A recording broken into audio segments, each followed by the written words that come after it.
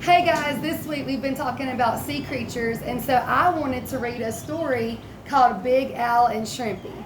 It is written by Andrew Clements and illustrated by Yoshi.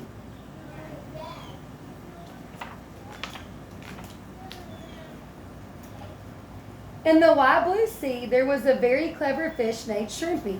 You could not find a smarter fish.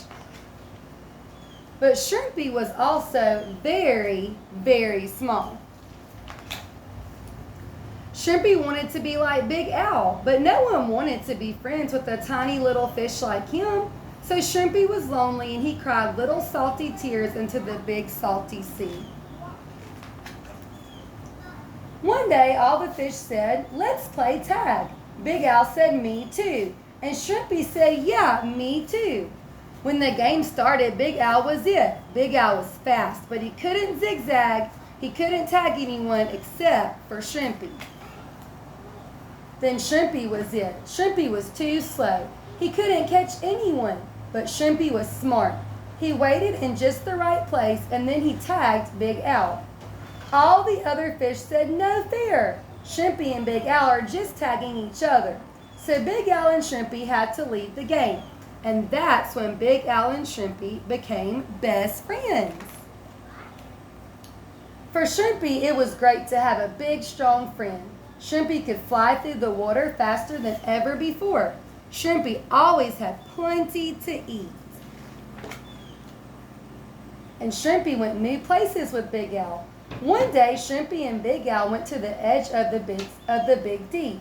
Shrimpy had never seen the Big Deep before. The Big Deep was too scary. But not now. With Big Al next to him, Shrimpy felt just fine. They went right up to the edge and looked over. It was dark in there. The Big Deep went down and down and down. It went down so far that some fish said there was no bottom at all. Shrimpy said, "Could you push a rock down there?" Big Al puffed himself up and said, "Sure I could. Just watch." Big Al pushed a round green rock. He flipped his tail and he flapped his fins. The rock moved a little and then it went over the edge. Big Al and Shrimpy listened. The rock tumbled down and down and down. Then all was quiet again, Shrimpy said. "That was great." Big Al smiled and puffed himself up. He said, "Watch this. I'll push another one, even bigger." Big Al pushed on a huge white rock. He flipped his tail and he flapped his fins. The rock moved a little and Big Al pushed harder. Then over the edge it went.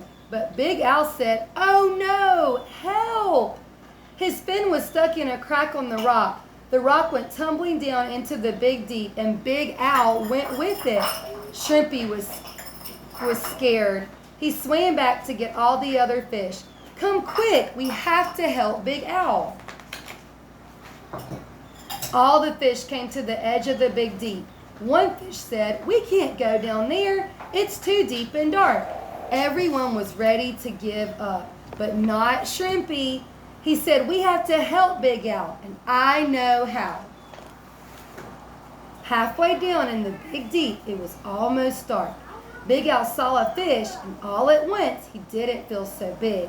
He wanted to swim home to his friends, but he couldn't. His fin was still stuck, and the white rock was caught on a big shell. If he pulled too hard, the shell might come loose. Big Al was scared. He did not want to go down deeper, and what if that giant fish got hungry? Suddenly, just above him, Big Al saw a light. The giant fish saw it too, and he swam away fast. The light came closer and closer. It was a lanternfish and Shrimpy. Shrimpy looked at the rock, and he looked at the shell, and he looked at Big Al's fin. Then Shrimpy gave some orders. 10 little fish held the shell, and 10 little fish held the white rock. Then Shrimpy and 10 other little fish pulled on Big Al's fin. Pop! It came loose and just in time. The white rock wobbled, and then it tumbled down to the deepest part of the Big Deep. Then Shrimpy told everyone to turn around. The chain of fish swam up and up and up, and Big Al followed Shrimpy, headed for home.